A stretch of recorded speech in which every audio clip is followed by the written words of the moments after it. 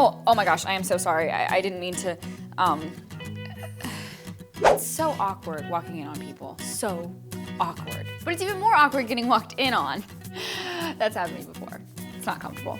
I walked in on a lot of people in high school because I think that was like right around the time when boys decided that girls actually didn't have cooties and girls decided boys weren't disgusting, and they got a little too excited about it, and I ran into people getting a little too excited about it all the time. One particular memory that I have, there were two, and this is so like typical high school, I guess, but I played the clarinet for a little while, oddly enough. I was in band, and I was walking into the band room. Sure enough, one of my bandmates and another bandmate were becoming bandmates in the band room, and it was very interesting, and they didn't notice me for a little while because they were so into their whatever. And so I just kind of walked in, I grabbed my clarinet and like scooted the boot out of there, and so A, they either didn't notice me, or B, didn't give a crap that I was in there in the first place, which kind of scares me more than the first one. Fortunately, I was good enough friends with most of my bandmates, so after I walked in on them, I just started making as many jokes as I could at them at their own expense. Hey, it was their fault. They didn't save it until they got home. They had to do it in the band room. People use that for recreational use,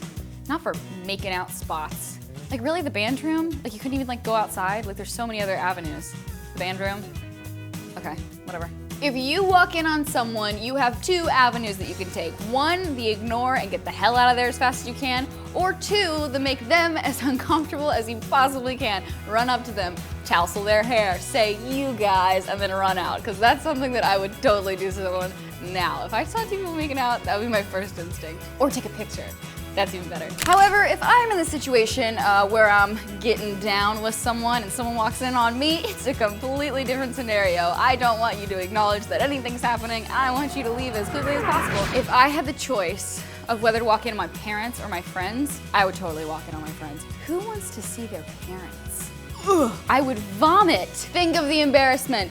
Think of the images stained on the inside of your eyelids when you try to go to sleep. That thing never leaves you. If you're one of those people that gets caught making out or doing whatever else you're doing, just realize it's not that big of a deal. You just gotta roll with the punches and realize that once it's happened, it's done, and you should make a joke out of it. And one piece of advice that everyone should just know, make sure your door's locked. Is that really so hard?